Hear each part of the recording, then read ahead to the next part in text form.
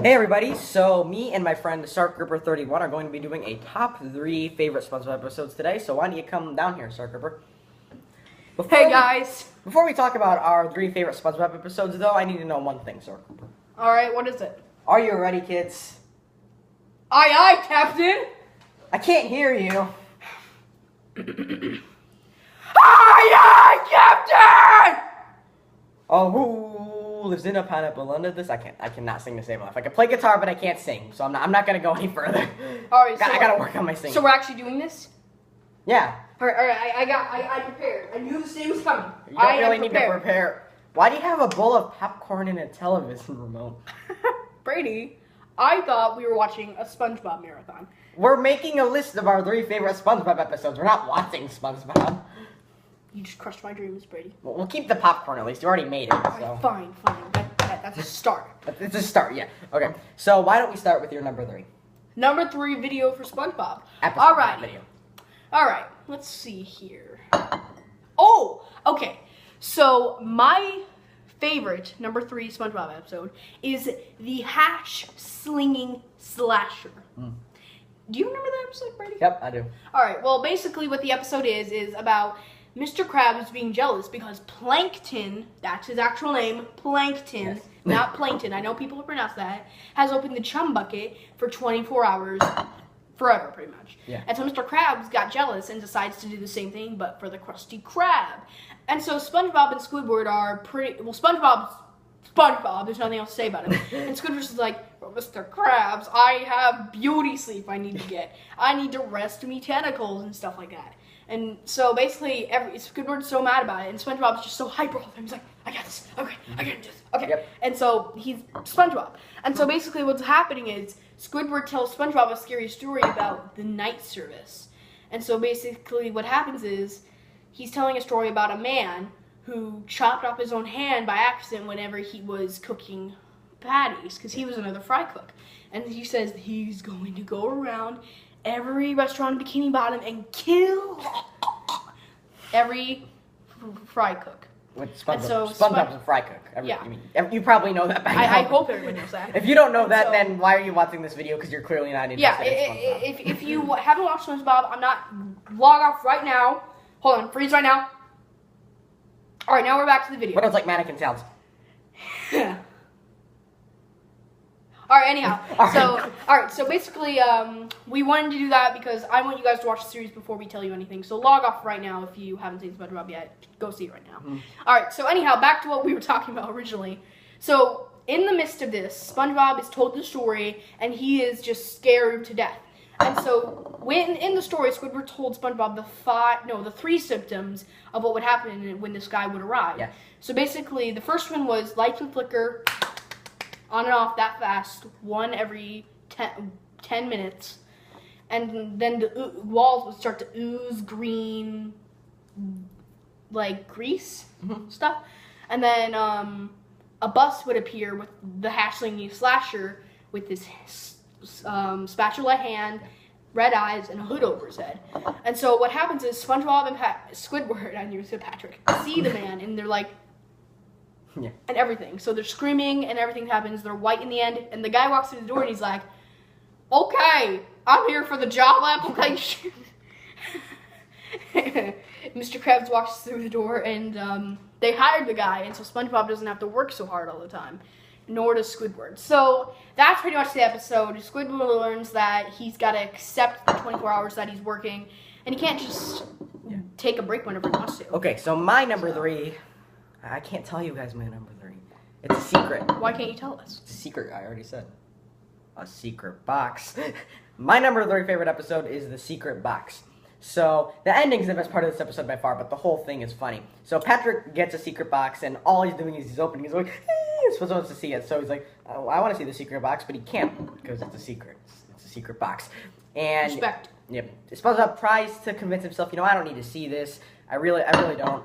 But he has to eventually. He just can't take it anymore, so he breaks into Patrick's house trying to get the box, and every blessed move he makes, no matter how tiny or quiet, everything is super loud, and Patrick still doesn't wake up, but he finally wakes up, and he gets angry at SpongeBob, but then he's like, now you can look in the box. So SpongeBob opens the box, it's a string.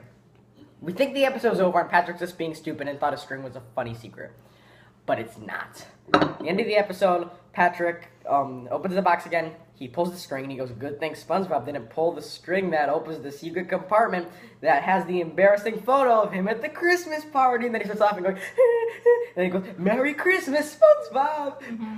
And I'm like, no, Merry Christmas, but I cannot do it. Like, Merry Christmas. The guy that plays Patrick is the only one that can do it perfect. I can't do a good Patrick impression. Like, Merry Christmas, SpongeBob. Okay, that sounds like the squeaky. Yes, it does. I can do like a normal Patrick, really bad normal Patrick impression, but I try to do Happy Patrick. But I try to do Happy Patrick. It's really weird because my voice squeaks like that, and I can't do good impressions in general, guys. All right, number 2. Yeah, number 2. Go. Oh, you're number 2. Okay, you want me to go? Yes, you go. Go. Okay, so my second favorite episode in SpongeBob is Mermaid Man and Barnacle Boy 3. It's a good one. The third episode of the entire Mermaid Man and Barnacle Boy trilogy, which is in season 2. It's more than a trilogy. It's kind of a trilogy in a way, because they've had like 9 seasons so far. And so, this is in the, this is in the second season, this is the third episode, and this is probably one of the best, this is the best Mermaid Man and Barnacle Boy Well, yes, the only one on your top episode. So, basically what it is, the entire storyline is, Mermaid Man and Barnacle Boy are not even in this episode, though their names are in the title of the episode. They're gone. They're on vacation. Aloha, goodbye. Okay, bye-bye. Bye-bye. Well, it's SpongeBob saying, and so bye-bye. I can't do a SpongeBob reference. Sorry. I can't do a SpongeBob impression, not reference. SpongeBob impression. I can't do a SpongeBob impression. Okay, back to the video. Back to the normal topic. Okay, so then they trust SpongeBob and Patrick. I know, shame on them. Never trust those two. They're idiots. And so they trust them to babysit the Mermaid Lair. And when I mean babysit, I mean take care of it while they're gone. Yeah. And so Patrick, stupid as he is, frees the evil Man Ray from his carbon freeze capture. The SpongeBob version of carbon. And he has this little device, Man Ray. He has like a little device that's like a belt. It's called the tickle belt. And basically, he wants it off, otherwise he can't rule the world. And that's what he wants. So he says, I will change, but can you help me? And he's like, okay, we'll unlatch the belt if you become good. And so you get one of the best scenes ever, the wallet scene, which you guys already know it. We don't need to describe it. Yeah, we're not going to describe it. It's perfect. And so basically the entire 30 minutes of the episode, they're teaching Man Ray how to become good. And so every attempt they make, Patrick either gets Man Ray to go really mad, or he just manages to, I don't know. But Patrick is like the main, he's like the test dummy, and I mean the dummy part in that test. So it was perfect for that. But anyhow, Man Ray just got done with him. So they unlatch his little tickle bell and stuff. And then Man Ray takes his powers and, well, turns Patrick into dust. Yes. Wait, is that really how it ends? Well, Patrick, like in every good cartoon, Patrick somehow rises up from the ashes of the dead and becomes power. Okay. And so then they take down Man Ray, Mermaid Man and Barnacle Boy come back, they be sure Man Ray's locked up for good, and that's pretty much it. That's the episode, and SpongeBob and Patrick learn that, and then, it's actually a lesson between Mermaid Man and Barnacle Boy. Don't let SpongeBob and Patrick in your lair. They will screw everything up. Yep. So. All right, so my number 2 episode, Wormy. I love this episode. It's great. So this is a really long video, so I'm gonna try to do this pretty fast. But SpongeBob and Patrick have to pass it for Sandy, and they become friends with her caterpillar, which they named. Well, no, Sandy named it Wormy, so they call it Wormy. And they become best friends. They hang out together, and then they're like jumping around, whatever. I don't know, frolicking with Wormy. But they have to go home after they've taken care of the pets and played with Wormy all blessed day. And during this time, Wormy becomes a butterfly. And Patrick and SpongeBob go back to the house, and they think that the butterfly is a completely different creature and that it ate Wormy, and that's why Wormy's gone. So they're scared of it. They're scared to death of it. And they put it in a bubble, but then it goes out towards the Krusty Krab, and, Squidward and Mr. Krabs are there, and they're like, oh, it's not scary. But then they see it close up, and you know how butterflies look really creepy when you, look directly at their face? They see that, and then they think it's a monster and get scared, too. So SpongeBob and Patrick go out warning the whole town. They go, well, attention, Bikini Bottom. There is a monster. and everyone's like freaking out, and the town burns down, and then Sandy comes home and puts the wormy or butterfly wormy back in the cage, or whatever is the little butterfly holder, or whatever they're called. The insect, the little insect things you'll see in like the toy stores. You put the insects in. Not really a cage. They have like the glass thing. It's like a mini fish tank almost for insects. You know what I'm talking about, guys. I don't know the exact name. I just want to say something. I didn't notice till just now that every SpongeBob episode when there's like a panic, whether they're out of Krabby Patties, the town is gonna burn down. It's a riot. They run out of donuts. Patrick starts a riot, and he's like, "Okay, the town's gonna burn down," and that's exactly what happened. And Patrick becomes president. Remember, the town's definitely gonna burn down. It's like, what is going on? In the SpongeBob Sponge Out of Water movie, remember that the apocalypse starts? That was the worst movie ever. It was Sponge Out of Water. It really wasn't that good. Yeah, I agree. So. All right. So number that's pretty much the whole episode. Yeah. I mean, Sandy saves everything, and that's the episode. All right. Number 1 episodes, the big one. All right. You see what I did there? Yeah. That was a really bad pun. Anyhow.